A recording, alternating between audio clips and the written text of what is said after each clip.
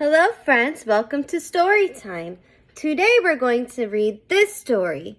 And we've read this story 2 times before. So that means I'm going to need your help telling me some parts of the story.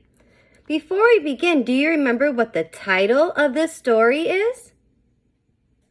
That's right, the title of the story is Where the Wild Things Are.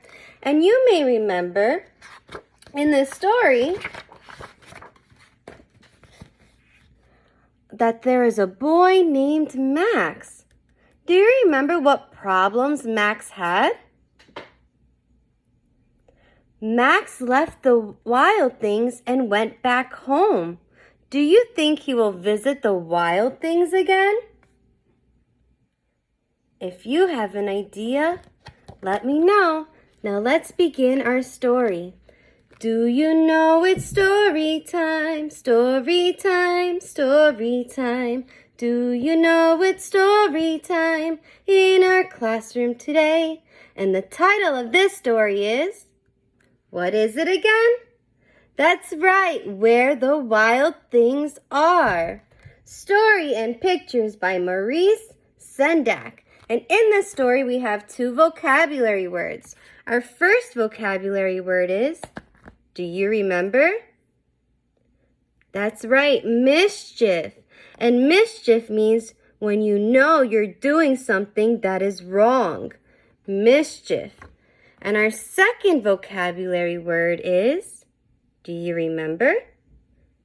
Rumpus. And rumpus means when you make a lot of noise or to fight. Rumpus.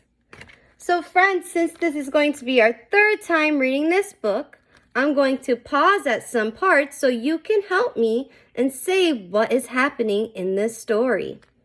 So let's begin.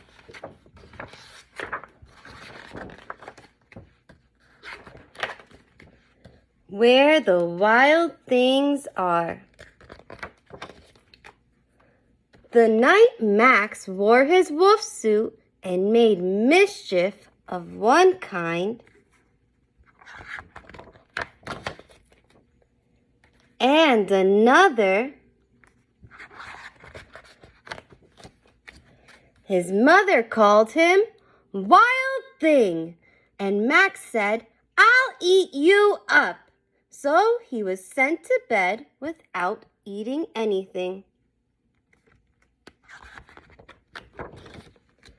That very night, in Max's room, a forest grew and grew and grew until his ceiling hung with vines and the walls became the world all around.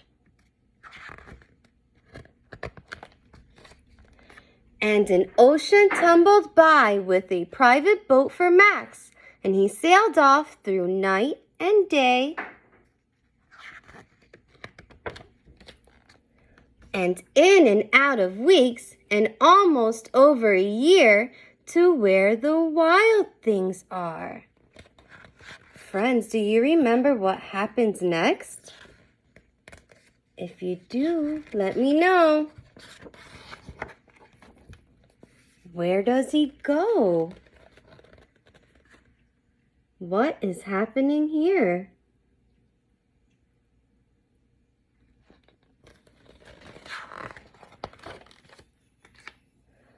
Till Max said, "Be still," and tamed them with the magic trick of staring into all their yellow eyes without blinking once.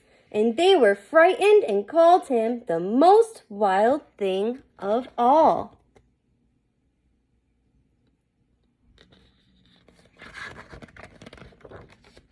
And made him king of all wild things.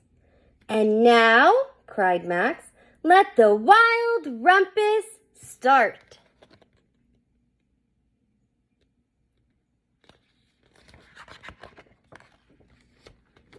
So what are they doing here, friends?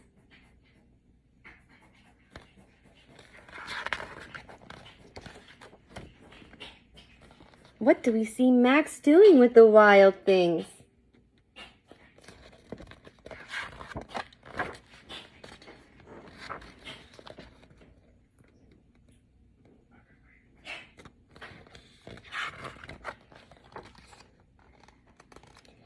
Now stop, Max said, and sent the wild things off to bed without their supper. And Max, the king of all wild things, was lonely and wanted to be where someone loved him best of all. Do you remember what Max does next? If you do, let me know.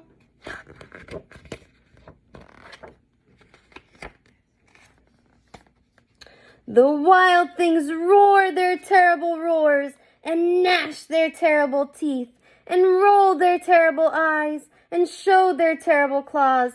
But Max stepped into his private boat and waved goodbye.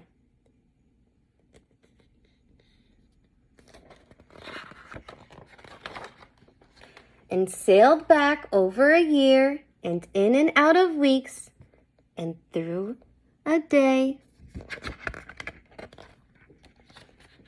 and into the night of his very own room where he found his supper waiting for him. And it was still hot. The end. So friends, I still have some Wonder Aloud questions about this story.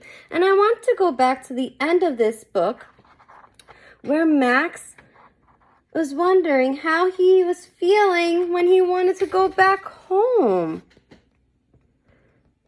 Do you think he will still act like a wild thing now that he goes back home?